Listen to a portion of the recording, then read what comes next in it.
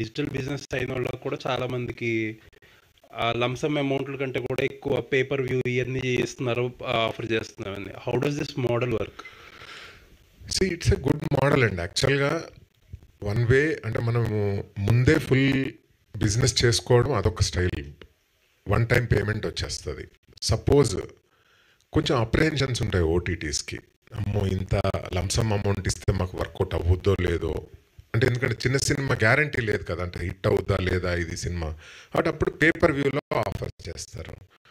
అప్పుడు ఆఫర్ చేసినప్పుడు రైట్స్ అన్ని ప్రొడ్యూసర్ దగ్గరే ఉంటాయి కదండి. So he can explore for life time. Actual కొంచెం ఓపిక్గా కనుక ఎక్స్ప్లోర్ చేసుకుంటే పేషెంట్గా, సో తనకు కొన్ని సంవత్సరాలు అలా రెవెన్యూ వస్తూ ఉంటుంది. But he has to position it well. Different ప్లాట్ఫామ్స్లో కరెక్ట్గా పొజిషన్ చేసుకోగలగాలి ఓపిక్గా. వర్క్ అవుతుందండి ఈ model? Do you know any examples? అసలు అంటే ఫుల్గా వర్కౌట్ అవ్వకపోవచ్చు, అంటే ఇమ్మీడియట్లీ మనం పెట్టిన డబ్బు రావాలి అని అంటే అవ్వవచ్చు. But over the years definitely work out అవుతుందండి. థ్యాంక్ యూ అండి. Thank you sir. Dawood garu, ఇప్పుడు మనం 80స్లో చూసుకుంటే ఎవరింట్లో చూసినా 4 పిల్లలు కామన్గా ఉండేవాళ్ళు. 90స్లో 3కి వచ్చారు. తర్వాత అసలు ఆడపిల్ల వద్దు, ఆడపిల్లని లేకుండా చేద్దాం అన్నట్టుగా అప్పుడు సర్వీస్ సెంటర్స్ వచ్చేసినాయి అప్పటికి. ఇప్పుడు చూస్తేనేమో మొత్తం ఎంటైర్ డిఫరెన్స్ చేంజ్ అయిపోయింది. అసలు 1000 మందికి ఎప్పుడన్నా ఒకళ్ళకి ఇంకా పిల్లలు కలగలేదనేది ఎప్పుడన్నా వింటూ ఉంటాం. అలాంటిది ఇప్పుడు అది చాలా కామన్గా, చాలా క్వైట్ న్యాచురల్గా అయిపోయింది. ఇప్పుడు ఈ అనాలిసిస్ని పట్టే మీరు రాశారా సార్ ఈ పాయింట్స్? అవును సార్. ఈ అనాలిసిస్ ఐడియా ఉందా మీకు?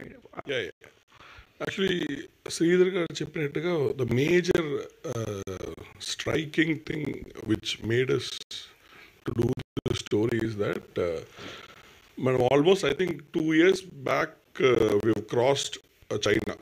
We are the most populated country right now I think. Correct.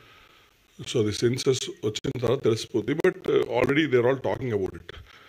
But still ఎక్కడ చూసినా ఈ IVF or water fertility centres అనేది ఎక్కడ చూసినా కనపడుతుంది.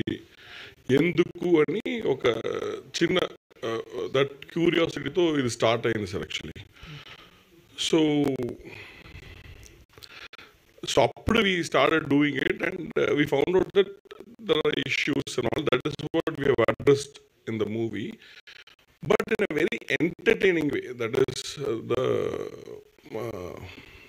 advantage we had. I mean, like. Sanjay గారు, ఇప్పుడు చూస్తే చాలామంది కూడా మెయిన్ రూరల్ సర్కిల్లో కాకపోయి ఉండొచ్చు, కానీ ఇక్కడైతే కనుక ఇప్పుడు మాకు అసలు పిల్లలే వద్దు, మేమిద్దరమే అనే వాళ్ళకి ఈ సినిమా ఎలాగా కనెక్ట్ అవ్వచ్చు? సార్, మేమేంటంటే ఈ పిల్లలు వద్దనుకునే వాళ్ళ గురించి, లేదంటే జెనెటికల్గా రియల్గా ప్రాబ్లం ఉన్న వాళ్ళ గురించి we're not discussing this sir. పాపం గాడ్స్ గ్రేస్ వల్ల వాళ్ళకి జెనెటికల్గా ఉన్న వాళ్ళకి పిల్లలు పుట్టాలని కోరుకుంటాను.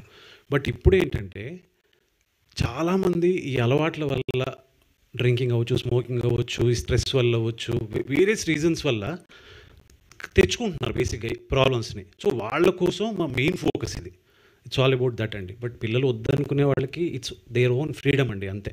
We are not against it. Thank you. Sanjeev garu, this is ప్రజావాణి అండి. హాయ్. ఫస్ట్ ఏబిసిడి అన్నారు, ఆ తర్వాత సంతాన ప్రాప్తి రసం అంటున్నారు. మంచి అచ్చ తెలుగు టైటిల్ చాలా బాగుంది, ప్లస్ టీజర్ కూడా బాగుంది. Thank you. ఈ సినిమా ఫర్టిలిటీ సెంటర్స్ మీద సంధిస్తున్న బాణం అనుకోవచ్చా? అస్సలు కాదండి. ఇట్స్ అబౌట్ పిల్లలు లేని ఒక కపుల్. అది మీకు ట్రైలర్లో అర్థమైపోయి ఉంటుంది. ఒక అమ్మాయి అబ్బాయి డిఫరెంట్ బ్యాక్గ్రౌండ్స్లో నుంచి వచ్చి వాళ్ళు ప్రేమించి పెళ్లి చేసుకున్నారు. మనం అంటే జనరేషన్స్ నుంచి చూస్తున్నాం. అలా లేచిపోయిన వాళ్ళు ఏంటంటే పిల్లలు పుడితేనే యాక్సెప్ట్ చేస్తారు అనేది ఒకటి ఉంటుంది మైండ్లో. సో అలా అనుకొని పాపం వీళ్ళు లేచిపోయి వచ్చారు. బట్ ఇష్యూ తెలియదు అనమాట. హీరోకి ఆ ప్రాబ్లం ఉంది సినిమాలో అన్న విషయం తెలియదు. సో వీఆర్ డిస్కసింగ్ అబౌట్ దాన్ని టచ్ చేస్తాం. ఈ ఫర్టిలిటీ ఇష్యూస్ని టచ్ చేస్తాం, కానీ మా సినిమా అది కాదు. It's a family entertainer and youthful love story కూడా ఉంది దీంట్లో. విక్రాంత్ గారు, గ్లామర్ అనేసి అన్నారు. అది అనగానే ఎలా అనిపించింది మీకు? వెంటనే యాక్సెప్ట్ చేస్తారా? అంటే రోల్కి తగ్గట్టు చేంజ్ అవ్వడం అనేది ఇంపార్టెంట్ అండి. బేసిక్గా you have to be good actor అనేది డైరెక్టర్ గారు ఇలా కావాలంటే అలా మారాలి, మనం మౌల్డ్ అవ్వాలి.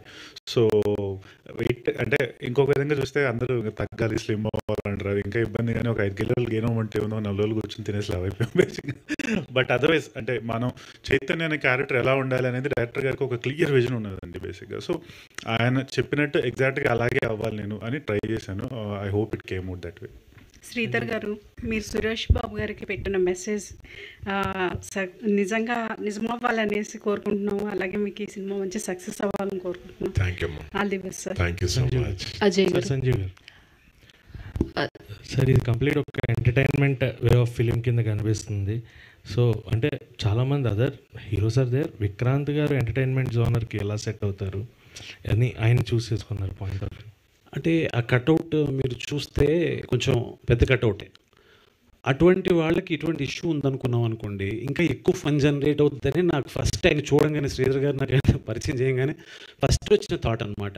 అండ్ అగైన్ ఆయన యాక్టింగ్ స్కిల్స్ కానీ ఆదిశక్తి థియేటర్కి వెళ్ళి అక్కడ థియేటర్స్ గ్రూప్ అవన్నీ చేసి వచ్చారు. వచ్చిన తర్వాత మేము కొన్ని సీన్స్ డిస్కస్ చేసుకున్నాం. సో అది పర్ఫార్మెన్స్ కూడా చేసి చూపించారు. అక్కడ ఆ టింజ్ ఉంది, ఆ ఫన్ టింజ్ ఉంది. ఇంకోటి మేము క్యారెక్టరైజేషన్ డిజైన్ చేసాం అనమాట సినిమా కోసం. సో దాంట్లో మీరు ఆ సినిమా చూస్తే కనుక స్టార్టింగ్ నుంచి ఎండింగ్ వరకు ఆ క్యారెక్టరైజేషన్ వదిలిపెట్టకుండా ఉన్నారు. సో ఆ కమిట్మెంట్ ఇవన్నీ కూడా నాకు బాగా నచ్చాయండి.